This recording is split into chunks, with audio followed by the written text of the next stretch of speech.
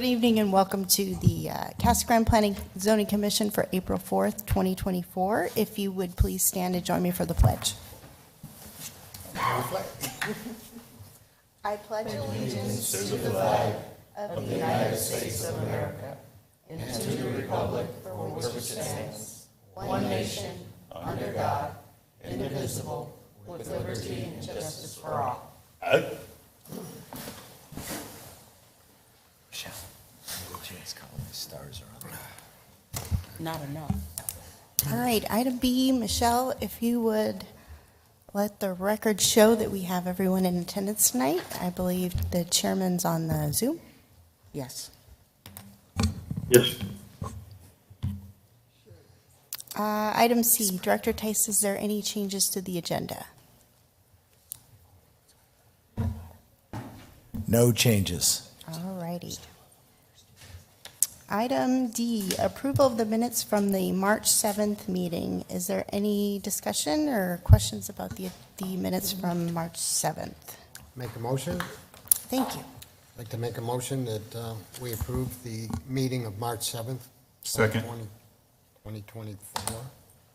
Says 2023. Yeah, that's true. All in favor, please signify by saying aye. Aye. Aye. All right.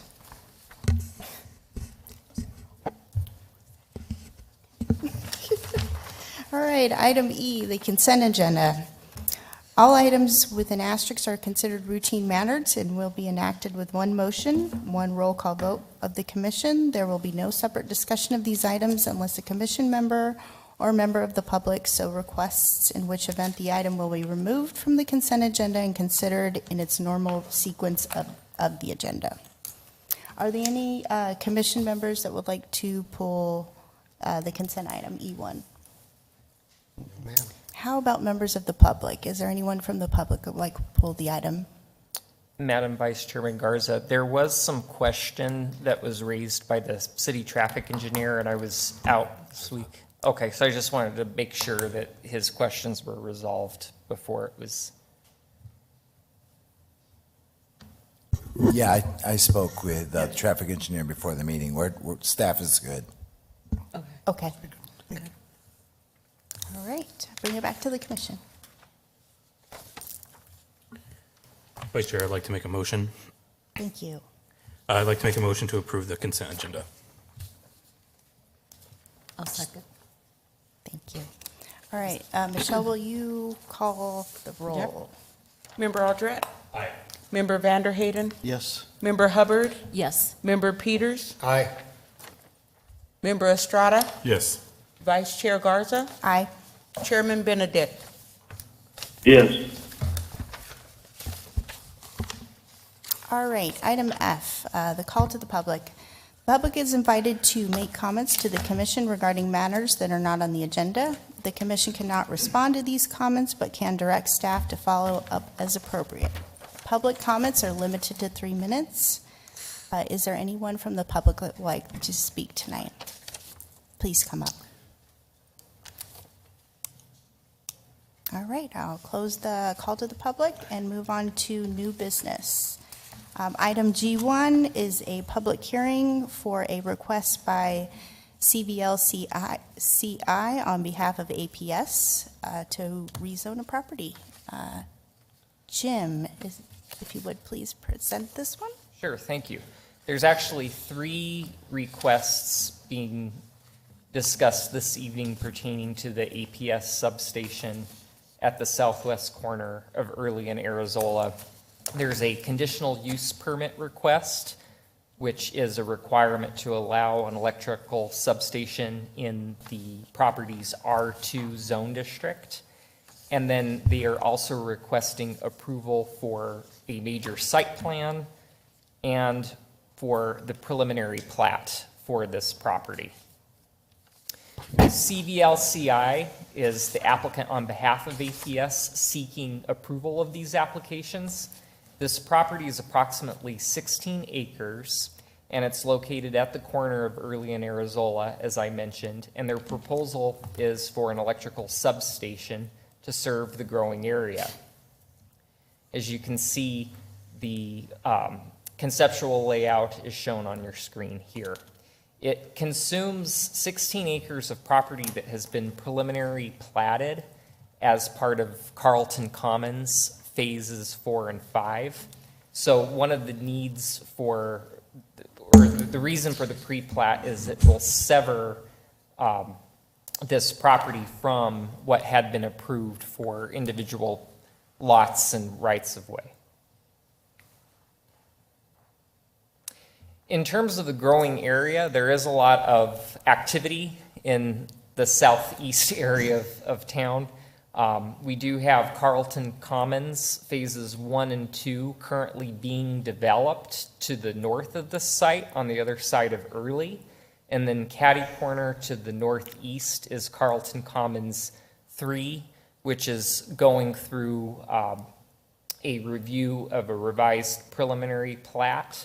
And that should probably be in front of Planning Commission within the next couple of months. And that's also part of Carlton Commons phases 4 and 5 to the south and southeast of this proposed substation. And then as you notice, continuing to the northeast are some other areas that have certificates of assured water supply. And Sonoran Heights and Casa Grande Crossing, for example, both have their preliminary plats under review. Immediately to the west of this proposed substation is the recently annexed Roping Ridge area, which is about 218 acres, comprised of different ownerships with upcoming submittals for development in that area. In fact, one of the items is this evening. As I mentioned, there's 3 requests associated with this proposed electrical substation, and I'll go through each of these 3. The first is the conditional use permit. The property is in an R2 zone district where electrical substations are allowed with the approval of a conditional use. And these are the criteria that have to be evaluated in order to determine if this site is appropriate for an electrical substation. The staff report goes into these criteria in greater detail. However, I do want to focus on these because these also overlap a lot of the major site plan criteria. So this section might be a little bit lengthy, but it's when we get to the major site plan section, a lot of those criteria will have been addressed if I overview these. The first criteria is that the site for the proposed use is adequate in size to accommodate the use, and all yards, spaces, walls, etc. are adequate to properly relate the use with the land and uses in the vicinity. As I mentioned, this is approximately 16 acres. Since it's on a corner, it makes it ideal in terms of mitigating impact to properties on the other side of both Early and Arizola. And there is residential development planned in all 4 directions.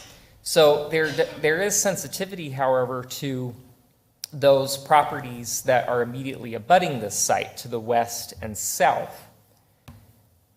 So one of the proposals, as shown on the major site plan, is a 10-foot block wall surrounding the entire site. And the block wall is not placed on the property line. It will be set back from the property line in all 4 directions to offer additional buffering. And within that space between the property line and the wall is additional landscaping. This shows you the approximate location of the wall here in the dark blue. And then there is a landscape buffer surrounding this wall on all 4 sides.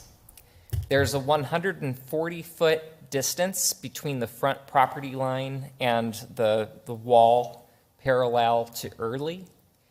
And then between the property line parallel to Arizola and the wall, there's a 40-foot landscape buffer. To the south and to the west is a 20-foot landscape buffer and a 30-foot landscape buffer, respectively. The largest concern is the area to the south. primarily because it's the least amount of landscape buffer, for one, but for two, it's adjacent to what will be the remnant of the Carlton Commons Phase 5, where there are planned single-family home lots that could potentially be abutting this area. Now, we have not seen the revised plat for Carlton Commons. They too are going to be revising the plat for that single-family area. So there is opportunity for them to place retention basins, et cetera, as they certainly will have to rearrange the layout, because where the APS station site is proposed, there were some surface retention areas that will now have to be relocated off of that area and pushed further to the south to accommodate the rest of the residential development. However, we are recommending, as part of the conditional use permit resolution, some conditions to help ensure that the relationship between those single-family homes and the electrical substation are managed. So one of the conditions is that neither equipment nor structures taller than 10 feet are allowed within 30 feet of the southern site wall. That will ensure a 50-foot separation between equipment and the back of any single-family property if it happens to abut that north boundary. And assuming that this equipment is taller than 10 feet, I should say. And then within that 20-foot landscape buffer between the south property boundary and the wall shall contain a minimum of 18 trees. The reason for the number 18 is that would ensure a minimum spacing of 1 tree per 30 feet, given the width of the property there. The third condition is applicable not just to the south property line, but it could be potentially applicable to some other areas here, is that decibel levels at any property line abutting a single-family use shall be limited to 60 decibels. And that's equivalent to the sound of an air conditioner. CVLCI did indicate that they are okay with these particular conditions. And this isn't their first electrical substation in town, nor within communities. So they can certainly speak to how the equipment usually gets placed on the site. But my guess is that they do coordinate the placement of the louder equipment more towards the center of the site so that it's buffered by other equipment surrounding that. But that's just my assumption, but they can certainly speak to how they plan out those various pieces of equipment and structures. With regard to another criteria, that the site for the proposed use relates to streets and highways adequate in width and pavement type to carry the quantity and kind of traffic generated by the proposed use. This site is a very low traffic generator. They're anticipating basically 2 trips per month, mainly because this site will be operated remotely. The visits to the site will only be for maintenance and for security response purposes. Nevertheless, because this is on a corner and there is development proposed in all 4 directions, it's important that this site contribute to the right-of-way dedication and improvements so that the entire street network for Arizola and Early can be complete once we do continue to see development in all 4 directions. So there will be half-street right-of-way dedication for both Early and Arizola. Early is a minor arterial, so there'll be a 55-foot right-of-way dedication, which will make it a complete right-of-way of 110 feet because we already do have right-of-way adjacent to Carlton Commons on the north. And then there will also be half-street right-of-way dedication for Arizola, which is a major collector, so we'll get 40 feet there. And then when Carlton Commons goes to final plat on the other side of Arizola is when we will receive the other half of that dedication for a total width of 80. And they are also proposing improvements to both roads. And basically what those will be would be enough asphalt to accommodate 2 through lanes on Early and curb gutter and sidewalk, and then, which would match the street profile for Early. There's also a bike lane. And with those improvements, we will have a complete street with some restriping because there were recent improvements made to the north side of Early adjacent to the Carlton Commons area. Same thing for Arizola. They will make right-of-way improvements to allow for 1 through lane. The profile for Arizola is 1 through lane in each direction, separated by a center median, and there will also be curb gutter and sidewalk on the west side of the street as well. They are proposing 2 access points, one on Early and one on Arizola. There is a little bit of conflict with regard to what the narrative states and what's shown on the site plan. I believe the intention, as reflected on the site plan, is for Arizola Road to be the site's ingress, and the egress will be onto Early. Given that that's the case, however, we are asking for some technical modifications to clarify that, because the narrative states that their primary access point will be on Early, but I believe that's an error.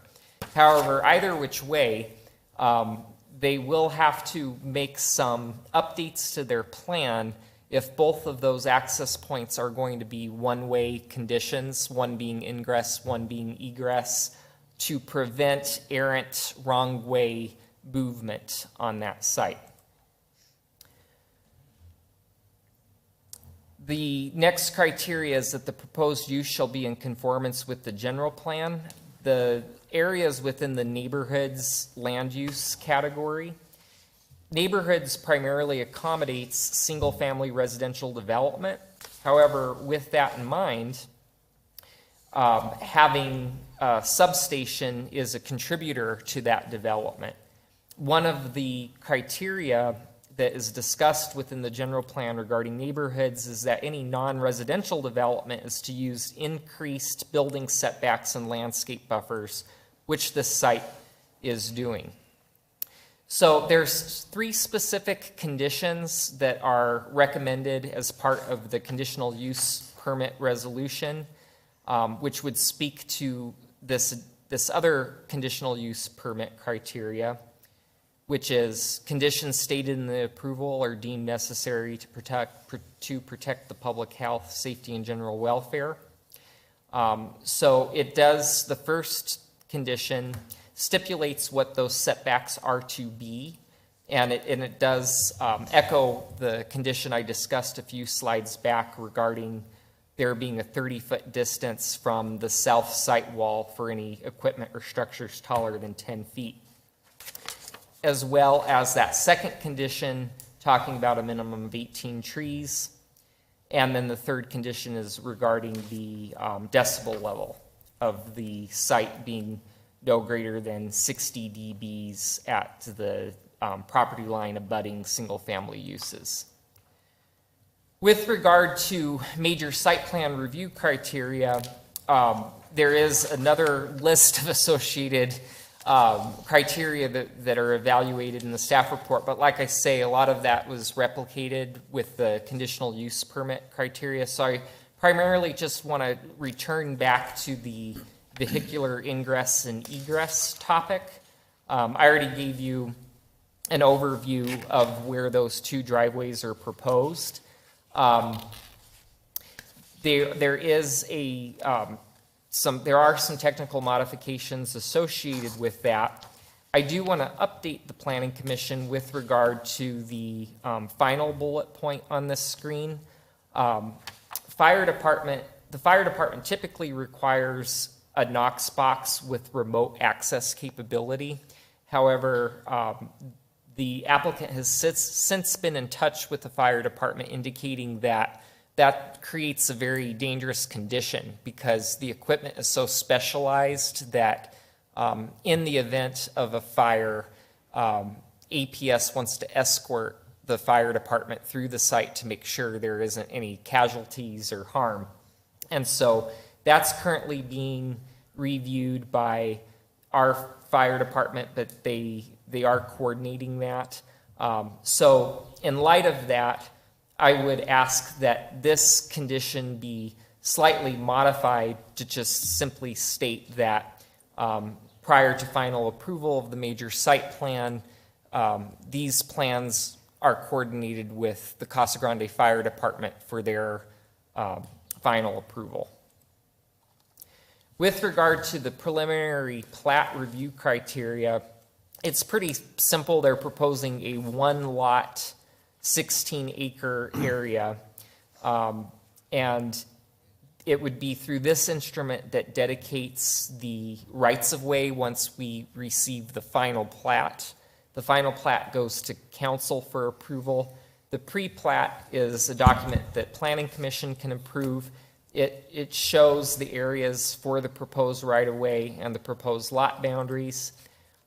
There's certain review for adequacy that we look at for preliminary plat to make sure that there's adequacy in terms of drainage retention, that there isn't the need for easements for utilities or vehicular access. With these submittals, they did provide drainage reports, and the large majority of the site will have surface retention in that large 140-foot front setback adjacent to Early.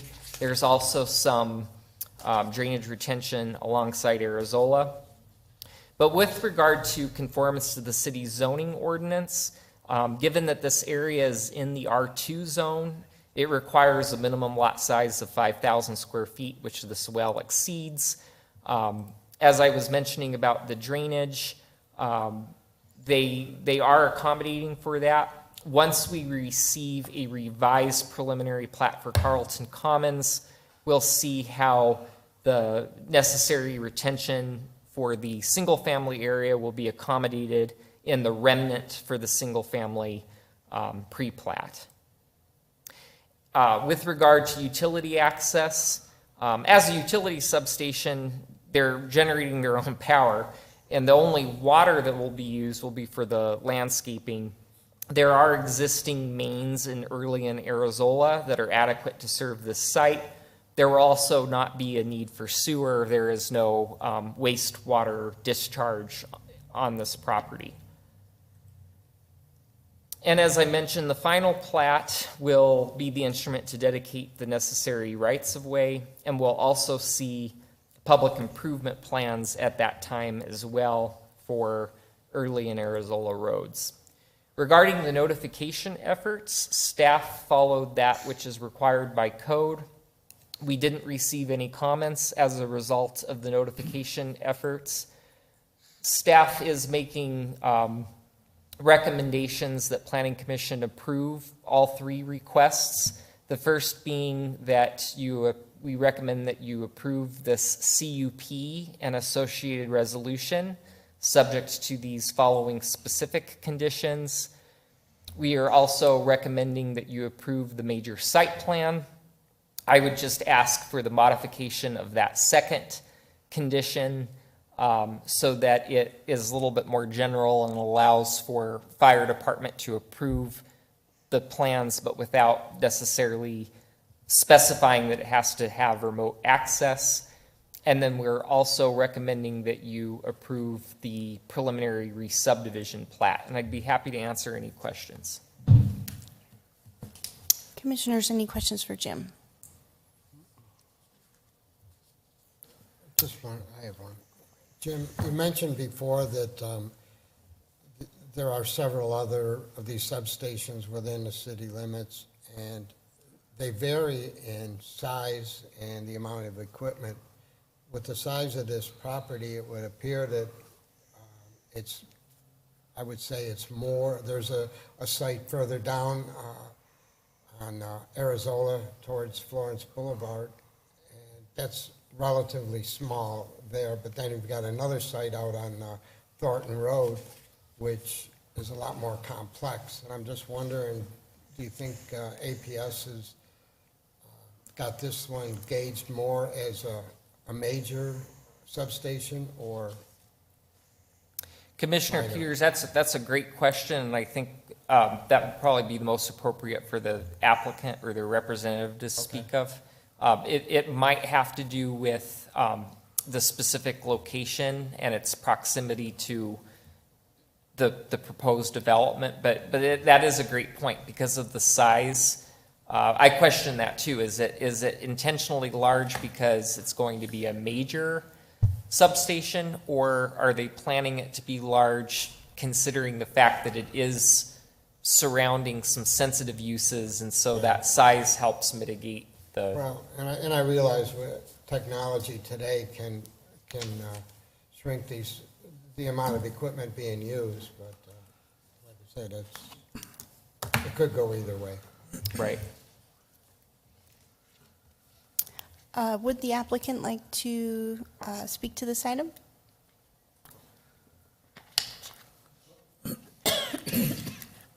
If you would please name and address for the record. Sure. My name is Paul Murphy, project manager for CVLCI on this project. So as I understand the question is the size, is it necessary? In summary, is that essentially what you're asking? Right, just the scope of this site Sure. is rather large, and I'm just wondering, I know there's a lot of areas that are gonna be buffered areas, but I'm just wondering, with the amount of equipment gonna be used, it's not gonna be a minor site? Am I to believe, is that correct? It's gonna be more of a site? So essentially what happens is, so from our point being the civil engineer, we basically, this gets determined by APS without our involvement because they know exactly, they see the surrounding area, they know the loadings, they know what the future's bringing, Okay. so on and so forth. A lot of these substations, when they do take the parcel, they have an initial build out to accommodate the existing needs and the immediate future needs.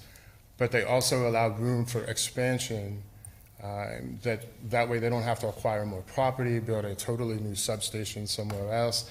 They will be able to handle those future loads based on the area and the size that they take.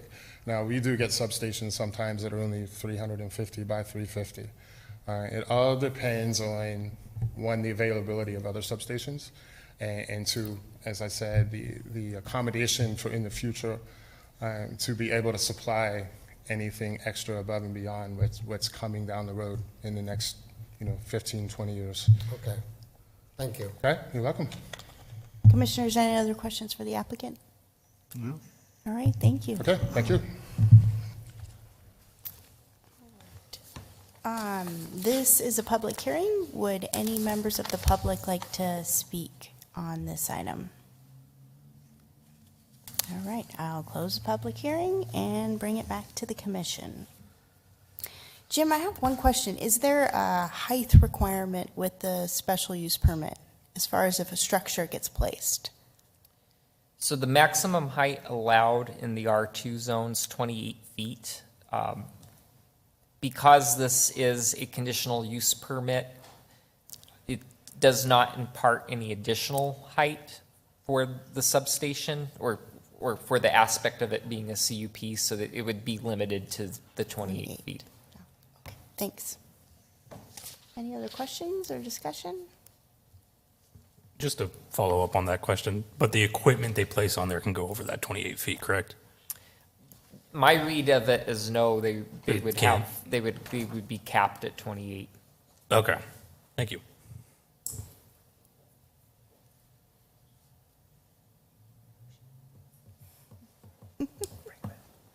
All right, I'll bring it back to the commission. I'll entertain a motion. I would like to make a motion. Thank you, Member Peters. I'd like to make a motion that the planning commission approve the conditional use permit and associated conditional use resolution, DSA-23-00198, with the following specific conditions as written and set up by staff. Second. Michelle, would you call the roll? Yes. Member Aldret? Aye. Member Vanderhayden? Yes. Member Hubbard? Yes. Member Peters? Aye. Member Estrada? Yes. Vice Chair Garza? Aye. Chairman Benedict? yes, That, I would like to make another motion Thank you, sir. that the Planning Commission approve the major site plan DSA-23-00228 with the technical modifications as presented by staff. And excuse me, I would ask also if you're so inclined to modify that second condition. Subject to approval from the Casa Grande Fire Department. Yes. We'll do that. Second, as presented by members Peters. It's a group effort here. Michelle, please, call the roll. Member Aldret? Aye. Member Vanderhayden? Yes. Member Hubbard? Yes. Member Peters? Aye. Member Estrada? Yes. Vice Chair Garza? Aye. Chairman Benedict? yes, With that, I will finish up the last motion that the Planning Commission approved the preliminary re-subdivision plat, DSA-23-227. Second? Michelle, if you would call the Yep. roll. Member Aldret? Aye. Member Vanderhayden? Yes. Member Hubbard? Yes. Member Peters? Aye. Member Estrada? Yes. Vice Chair Garza? Aye. Chairman Benedict? yes, All right, moving on to item G2, public hearing for a recommendation by David Fitzgerald. Jim, is this one yours as well? Yes. All right, thank you. Need to try to share the screen here.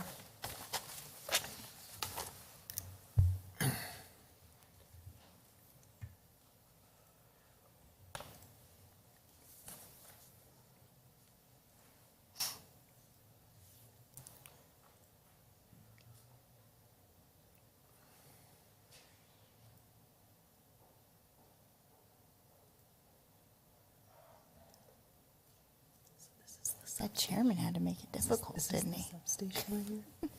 Had to figure out the Zoom.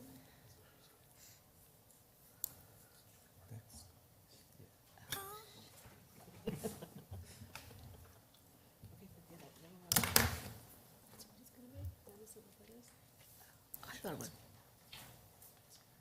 Okay, I was thinking this was. Okay. Are the people participating virtually able to see the screen? yes, Okay, perfect. thank you. All right. So this is a request for a PAD zoning for an area to be known as Town Site. This site is located just to the west of the EPS substation that I just presented.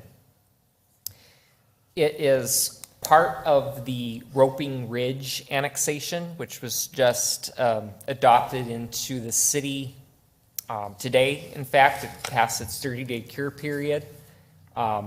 And the history about the annexation, I want to give a brief overview of it, is the Roping Ridge is approximately 218 acres, and Peartley Point, which lies just to the west of Peart Road,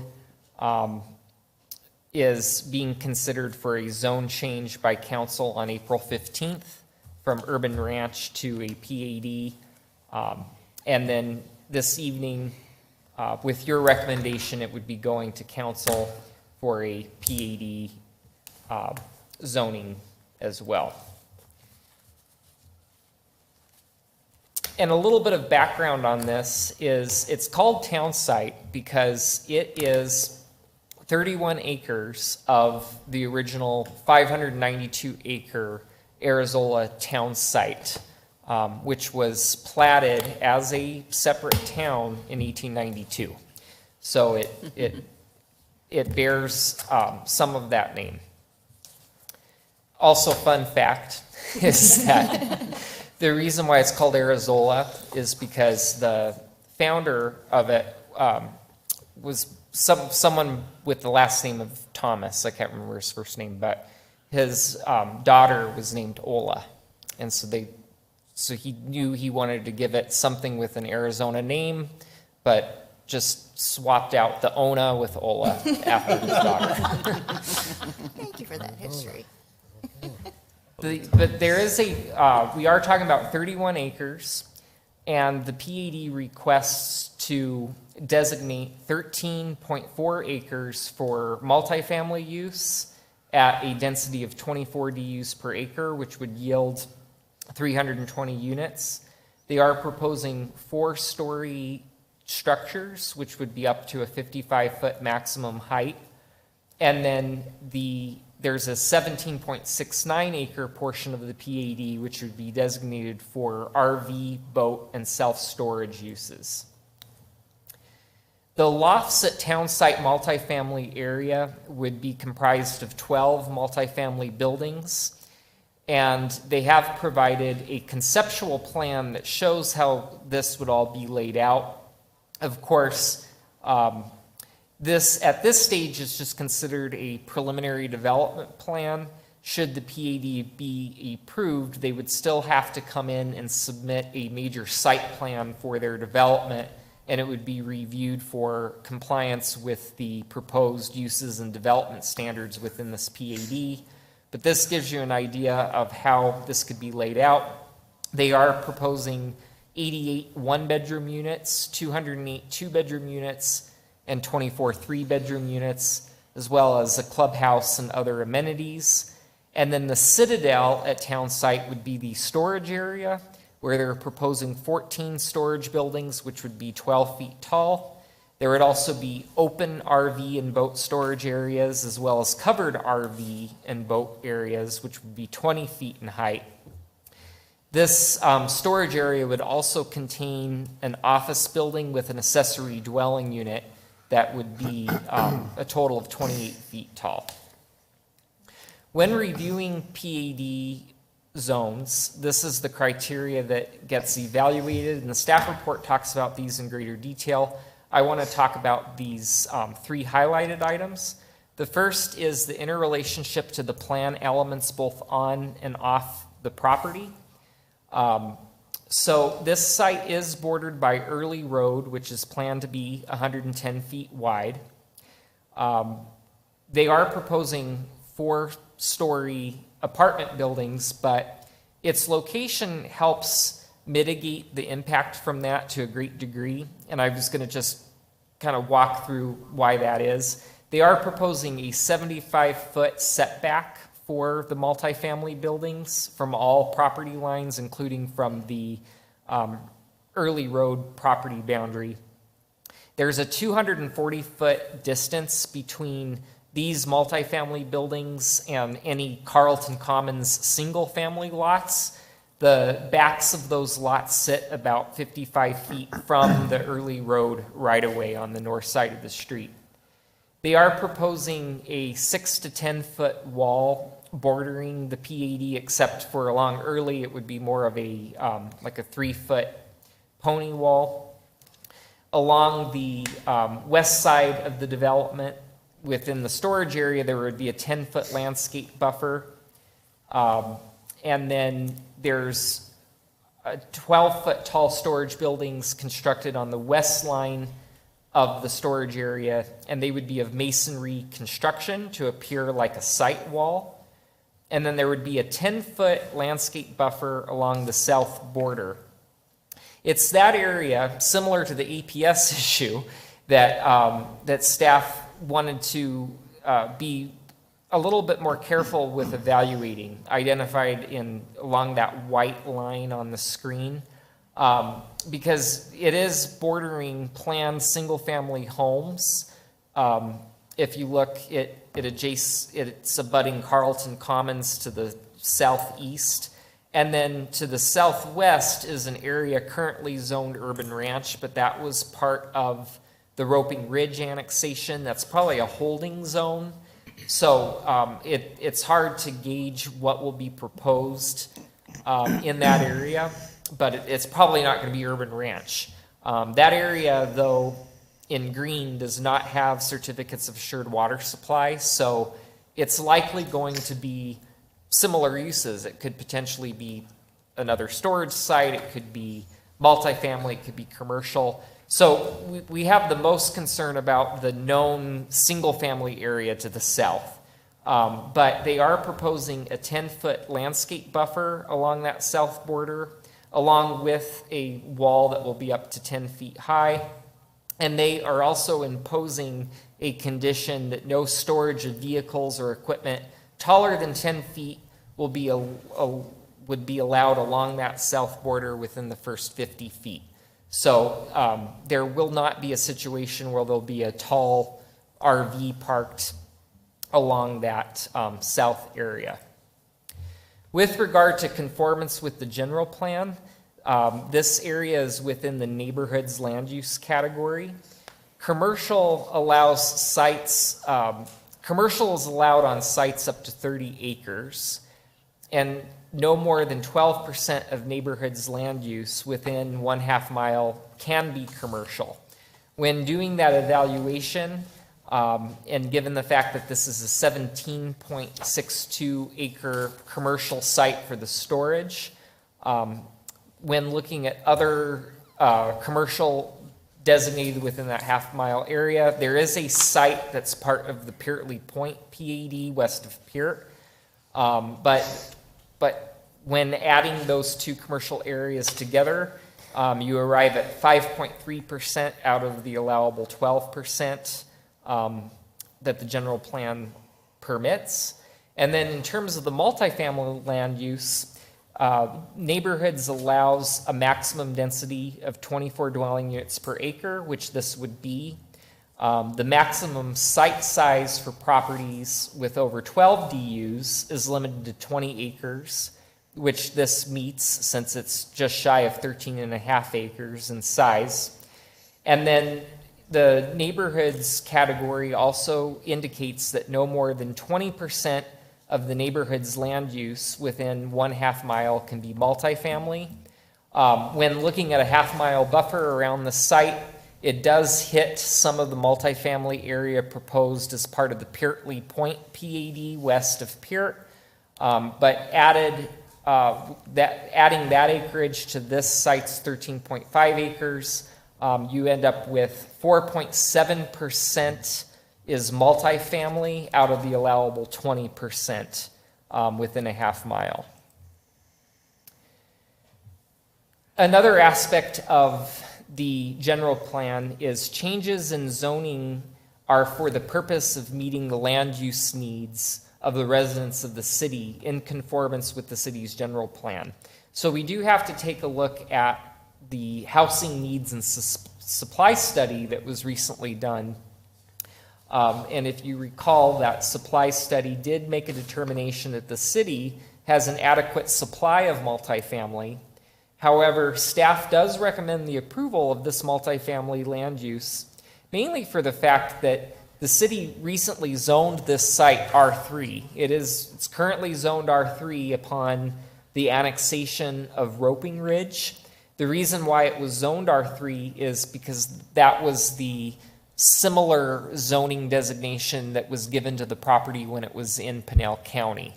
So we basically carried over a very similar zoning without giving it more development rights. And so they're simply taking that area that was zoned R3, or the equivalent in the county, and that area that was zoned the commercial equivalent in the county, and creating a unified PAD zone, so that there can be a little bit more flexibility with regard to development standards. The next criteria I want to talk about is the impact of the plan on existing and anticipated traffic and parking conditions.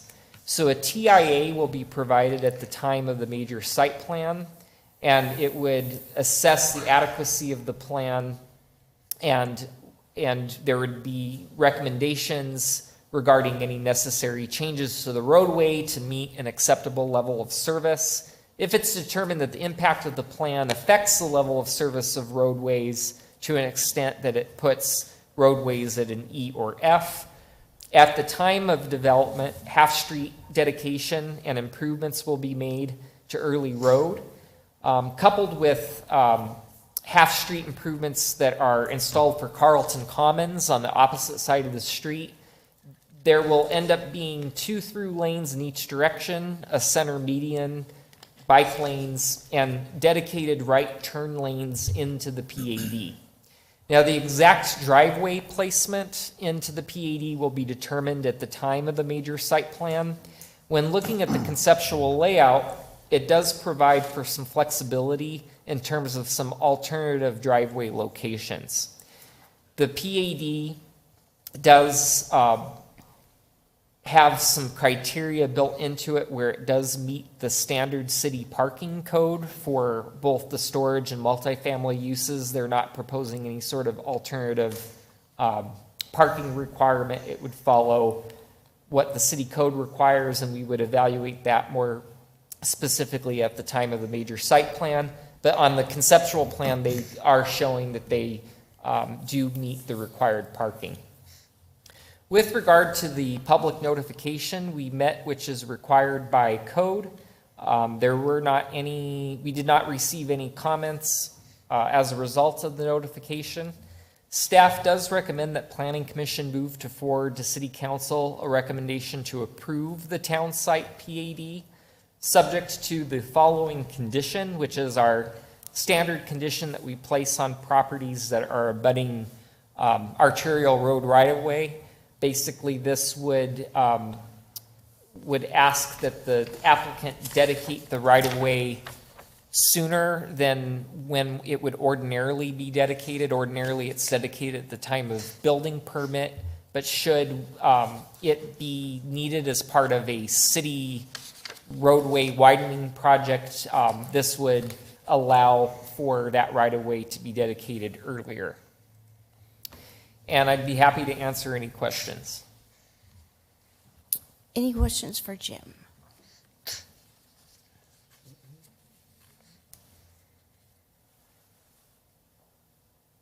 I have one quick question. Are they linked in any way? The RV storage and the multifamily, would it be a place for those folks living there to park their recreational vehicles? Or are they completely separate entities? So other than it being the same owner currently, they would be developed as separate entities. In fact, the applicant intends to develop the storage first. And he could probably speak to that, but I imagine there would be opportunity for the multifamily to utilize that storage, being Right there. so close to it. They are relying on, the two sites do interrelate to each other insofar as the emergency access for the storage site goes through the multifamily site. So there are some connections, but in terms of the timing, the intent is to do the storage development first. All right. Any other questions? All right. Would the applicant like to address this item? Please give us your name and address for the record. David Fitzgerald, 40114 North 7th Street, Desert Hills, Arizona. So when we thought about this plan, one of the things that I've done is mainly talking about the apartment side of it. Originally, we were thinking 3 stories, and because we knew that, at least at the time, there was going to be some homes where the current APS is going to go. And we're going to do 3 stories, and we had more open space than what was required. I put in approximately, and I don't have the exact number, but 75 extra parking spots. I tried to look at it, so, if you're going to live there, what kind of people I want people to want to live there, not have to live there. So when we were designing, the buildings, we have 9-foot ceilings inside the apartments. We have generous size apartments. We have extra open area. We have extra parking. We had those little rectangles that you see on the south and the west side of the, those are garages with EV charge, 50 amp chargers, so you could have EV cars in a garage. And we had up to 60 of those. And then when all this came around, I was talking with my architect, and he said, well, because we're already zoned R3, and I would be fine with that, but I was thinking, okay, well, wait a minute. On the west, the south, and the east is all commercial. We have a huge setback from the front. Early's going to be wide. We'd have very limited, in the pack. And if I built 4 stories instead of 3 stories, I could have less buildings. They'd be further back. And guess what? Now when you're moving in, you have elevators, to bring your stuff up. If you got a bum knee, you don't have to climb 3 stories to get to a 3rd-story building. So after thinking about it, I was thinking if I were living there, that would be a huge advantage. And this site, unlike a lot of apartment complexes, has the APS substation. They ain't gonna care. It has the mini storage, wrapped around. And I thought, I'm gonna have to change some things, and I'm gonna have to spend another couple $100,000 on blueprints because I already spent that for, I got the blueprints for these. And that was the whole reason for thinking about the 4 stories. Because it is nice when you are going to your apartment, you hit the elevator and go up. And then you have more room for the dog parks and everything else. So that's the only reason I even suggested that, is because I no longer had residential homes anywhere close to the project. And, the front is going to be landscape. We have a pretty hefty, if you notice, I have all the parking on the outside, so the buildings are on the inside. And we still have to go through a site plan, but, and how wide Early is and everything, and we have a generous landscape buffer in the front. It'd be all trees. So that was my only reason going there. And it just provides, when I have less buildings, that means I get more parking and more open space. And I do want extra parking. How many of us have lived in apartments before? Parking is horrid. And, and that's one of the reasons why you see some of the stuff that I have. The garages, the EV chargers. That doesn't make me any money. It makes it nice to live there. So, any questions for me? Any questions for the applicant? Thank you. Appreciate it. Thank you. All right, back. This is a public hearing. I would like to open the public hearing for those that would like to speak on this item. If you would, please, your name and address for the record. Gloria Johnson Story, 1245 East Laurel Drive, Casa Grande, Arizona. I listened to what the developer presented. I see no reason for 4-story apartments. I understand it's more economic, so to speak, but a 4-story apartment's pretty visible for a long way, and there's a whole bunch of homes going in that they're going to stare out their window and see a 4-story apartment. And I assumed there would be elevators in a 3-story apartment. I don't know if that's not the case, but I wish you would consider that we not go to 4-story apartments. We have so many 3 stories all over town, and this would just be, to me, an eyesore if you had to sit and look at a 4-story apartment out of your home. Thank you. Thank you. All right, I'll close the public hearing and bring it back to the commission. Vice Chair, I'd like to make a motion. Can I make a statement? Yeah, go for it. Sorry.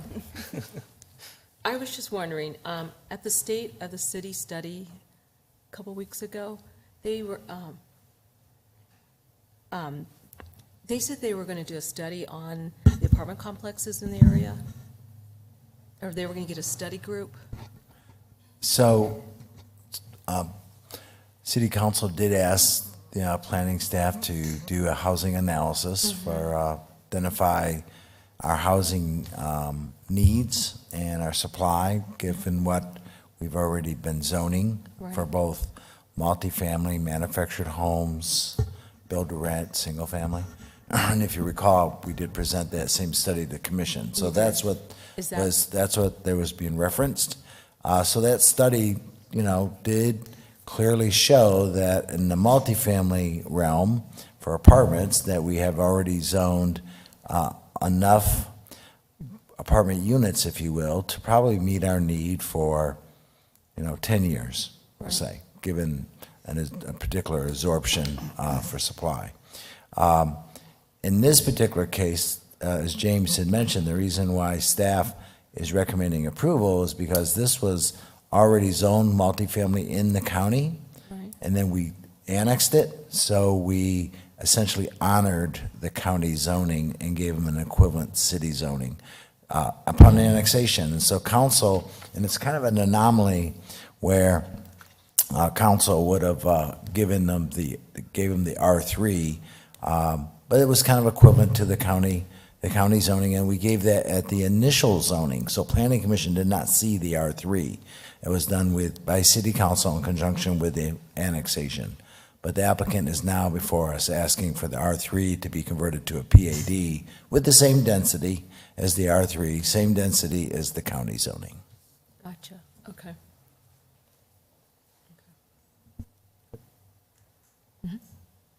Thank you. I'd like to make a motion to forward a recommendation to City Council, or forward a recommendation of approval to City Council for DSA 23-00268 with the, subject to the following conditions, or condition. I second. Thank you. Michelle, would you call the roll? Member Aldrete? Aye. Member Vanderhayden? No. Member Hubbard? No. Member Peters? Aye. Member Estrada? Yes. Vice Chair Garza? Aye. Chairman Benedict? Yes.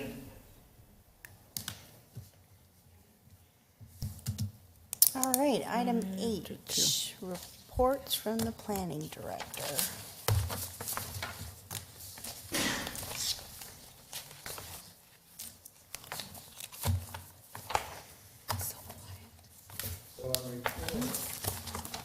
On reports, administrative approvals, we approved a minor site plan to actually convert the old Circle K at Pinal, and I think that's Misnaga, into a church. So it's going to be converted to a church. Nice to put that building to a new use. Minor site plan for a sewer lift station at sort of the far east end of Courtson, east of Mission Ranch. And that's in conjunction with a city CIP project to build a new sewer lift, sewer force main, all the way from that point, all the way back to the treatment plant on Burris, in order to improve the carrying capacity of our sewage system. So that's a major CIP project, and that's one of the first steps. And then NRS Logistics added 2 shade structures for their isotainer storage containers. So that's it for approvals, and I believe did we pass out the building activity? So you can see the building activity, interesting, single-family home permits are actually a little bit higher than they were this time last year. Maybe interest rates are a little lower. Build to rent is, down. I think it's only 46 because there are so many already being constructed or already permitted, and 0 apartments permitted so far this year. So that's all I have to report. All right.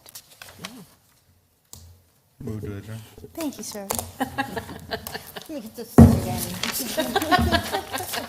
Yay. That was